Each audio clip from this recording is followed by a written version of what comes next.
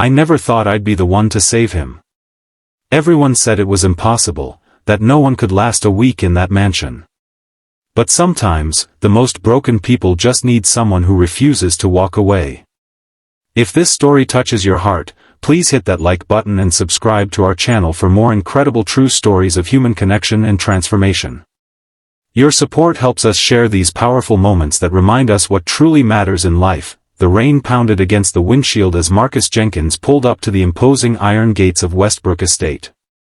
Lightning flashed, illuminating the sprawling mansion that loomed on the hilltop like something from a Gothic novel. Marcus checked the address on his phone one more time, hoping he'd made a mistake. This couldn't be right. The employment agency had said it was a simple home care position, good pay, live-in accommodations, perfect for a single dad trying to make ends meet. "Daddy, is that where we're going to live?"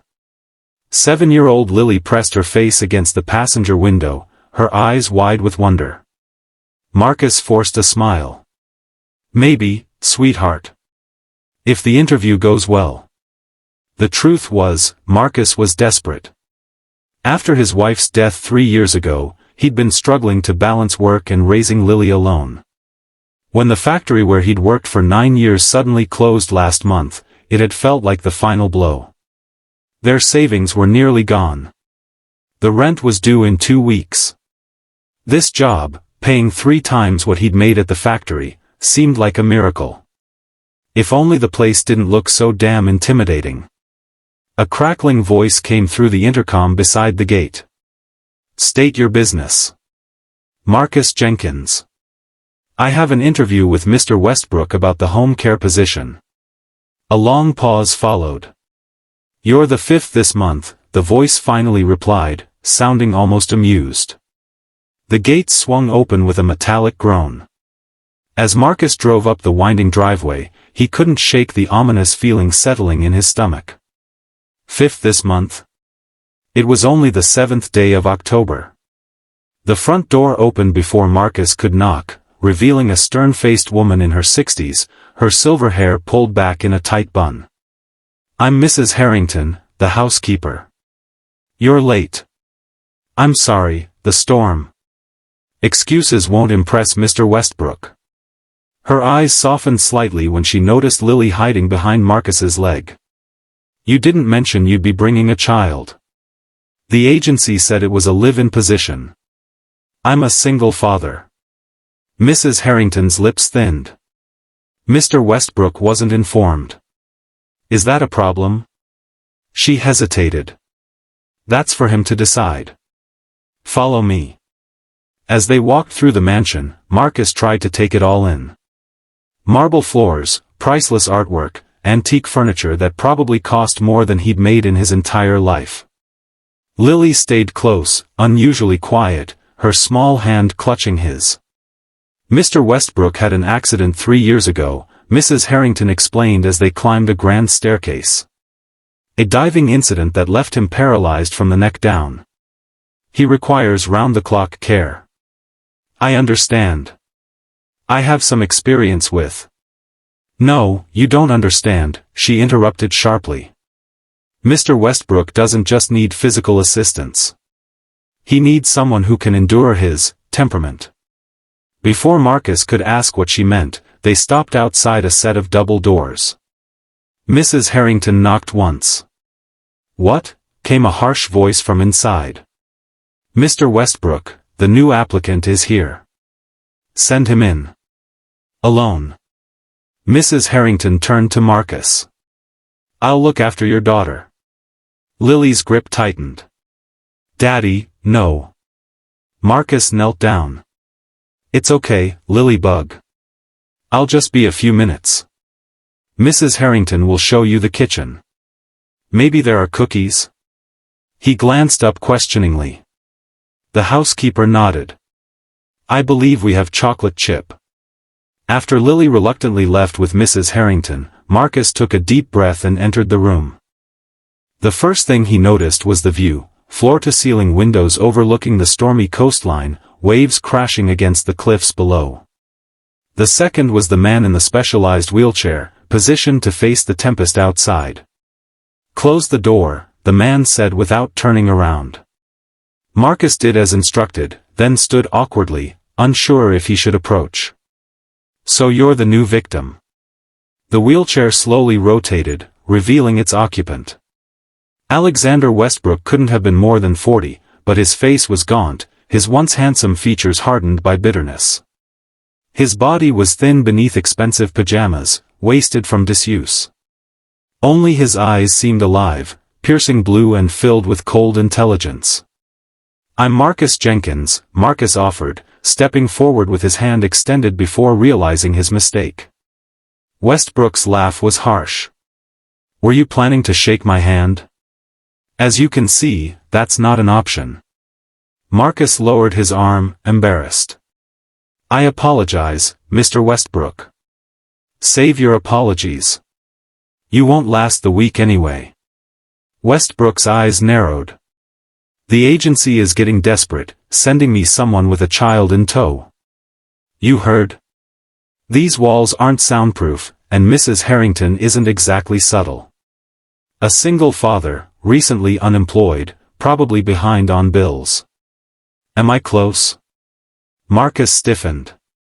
"My personal circumstances don't affect my ability to do this job." "No? Let me tell you what this job entails, Mr. Jenkins. You will be responsible for every aspect of my physical care, feeding, bathing, dressing, medication. You will be on call 24 hours a day. You will endure my moods, my insomnia, my pain. The last assistant quit after 3 days. The one before that, too. None has lasted a week." "Why?" Westbrook seemed surprised by the direct question. "Because I'm a nightmare to work for. I'm demanding, critical, and brutally honest. I don't sugarcoat reality, and I don't pretend this arrangement is anything but what it is, you providing a service for money. That seems fair enough. Does it? We'll see." Westbrook's gaze was evaluating. "Your daughter, how old is she?" "Lily is 7. "And her mother?" "Died 3 years ago. Cancer." Something flickered in Westbrook's eyes, recognition, perhaps. "My accident was 3 years ago as well. Funny how quickly life can change, isn't it?" For a moment, the bitterness in his voice gave way to something more vulnerable, but it vanished so quickly Marcus wondered if he'd imagined it. "The position includes private quarters for you on this floor," Westbrook continued. "Your daughter can attend the local school, it's excellent. Mrs. Harrington handles the cooking and cleaning, but you'll be responsible for my personal care and companionship, I suppose you could call it." "Companionship? Don't look so alarmed. I simply mean you'll be expected to read to me, assist with correspondence, and generally prevent me from dying of boredom. Think you can handle that?" Marcus considered the man before him. Behind the hostility, he sensed something familiar, the same raw grief he'd carried since losing Sarah. The same isolation. "I can start immediately," Marcus said. Westbrook raised an eyebrow. "You haven't asked about the salary." The agency mentioned the figure. "It's more than generous." "And you're not concerned about my reputation for being impossible to work with?" Marcus shrugged. "I worked 9 years on an assembly line for a boss who threw wrenches when he was angry. I've changed colostomy bags for my father-in-law when he was dying. I've raised a daughter alone while working double shifts. I can handle difficult." For the first time, Westbrook seemed at a loss for words. "Finally," he said, "we'll start with a 1-week trial. If either of us finds the arrangement unsatisfactory, we part ways. No hard feelings."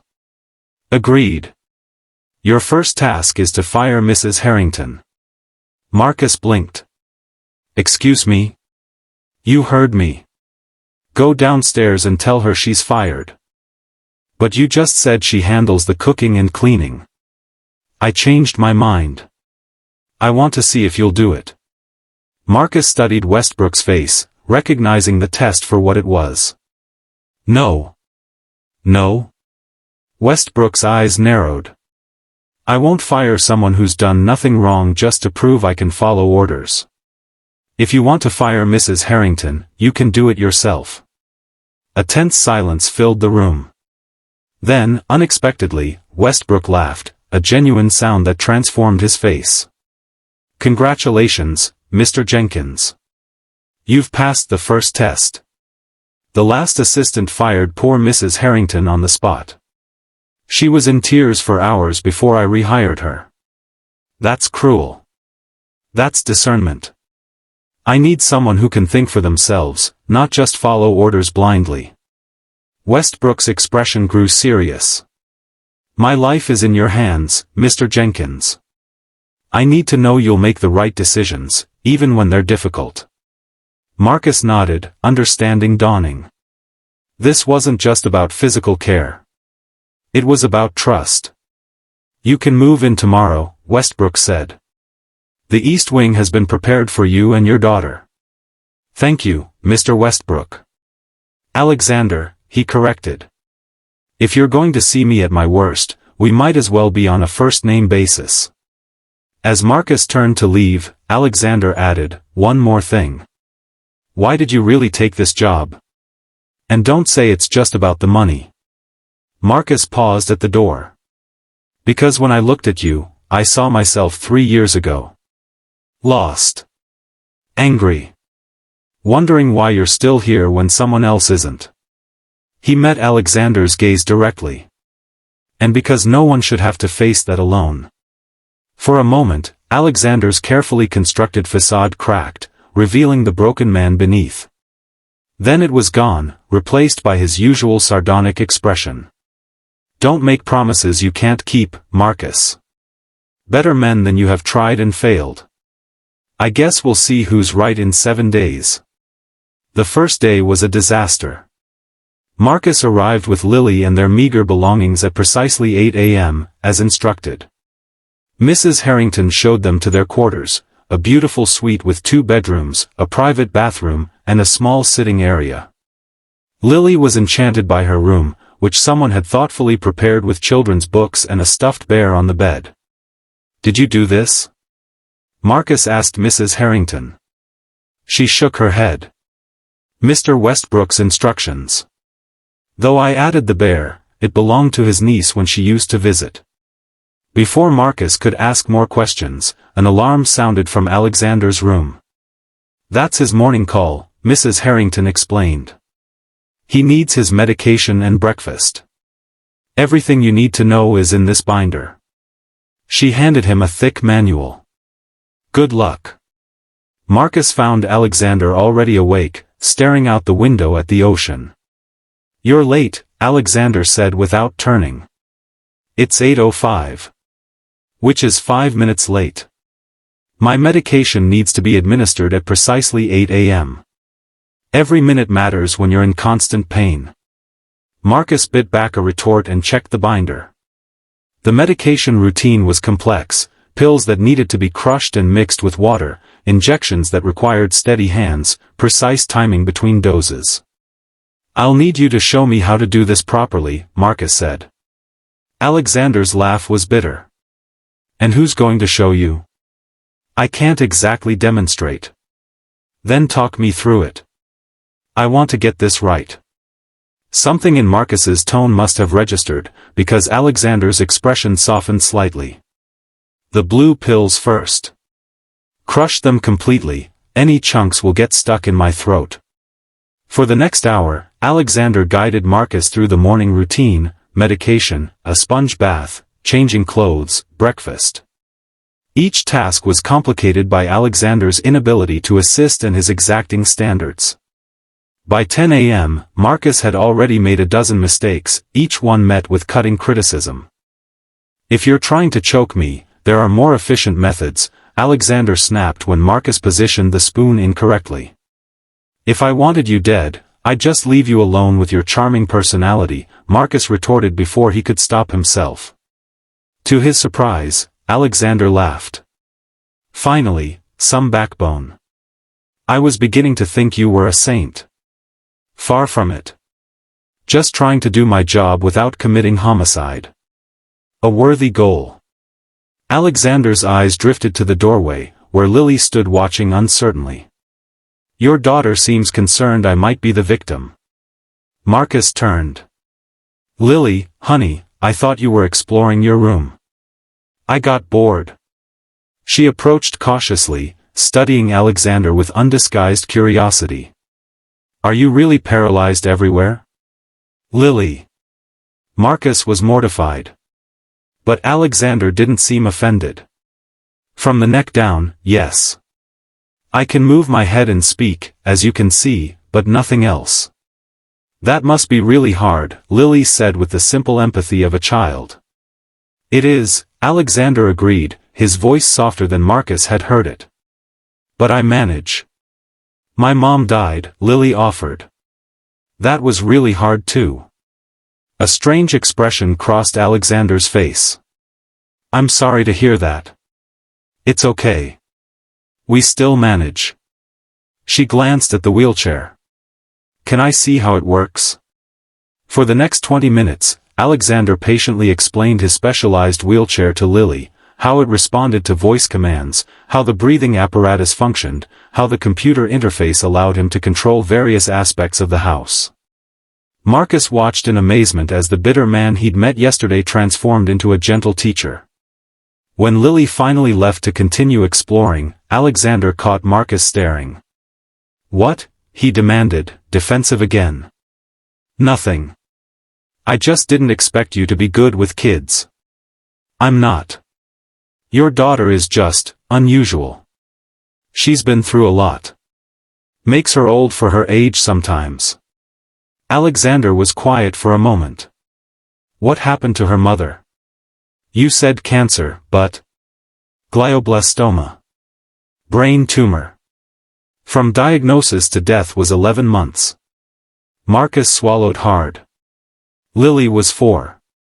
Old enough to understand something was wrong, not old enough to understand why mommy wasn't coming home.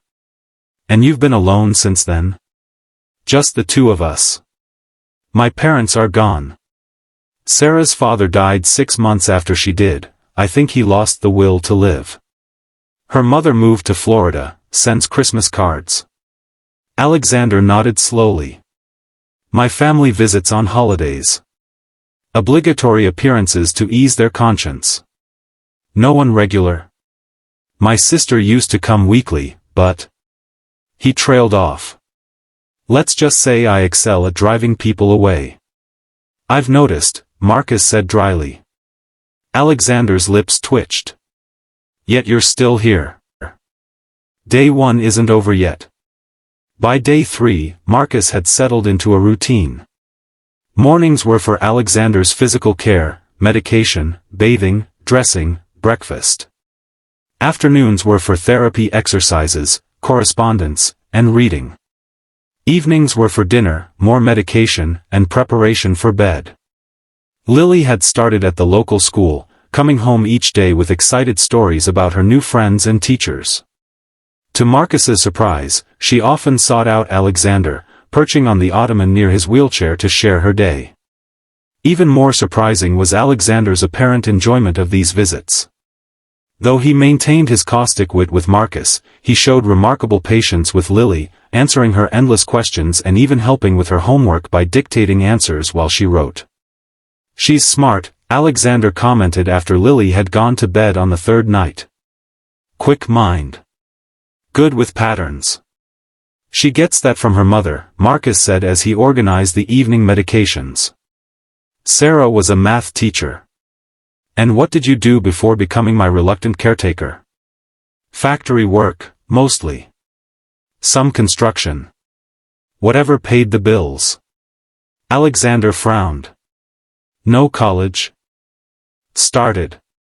Couldn't afford to finish after my dad got sick. Marcus shrugged. Life happens. Indeed it does.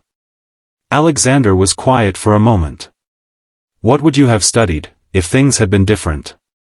The question caught Marcus off guard. It had been years since anyone had asked about his dreams. Engineering, maybe. I've always been good with machines, figuring out how things work. Yet you ended up on an assembly line. We can't all be millionaire entrepreneurs. Alexander's laugh was hollow. And look how well that turned out for me. What happened? Marcus asked, realizing he'd never heard the full story of Alexander's accident. Alexander was silent for so long that Marcus thought he wouldn't answer. Finally, he said, I was showing off. New yacht, beautiful day, attractive.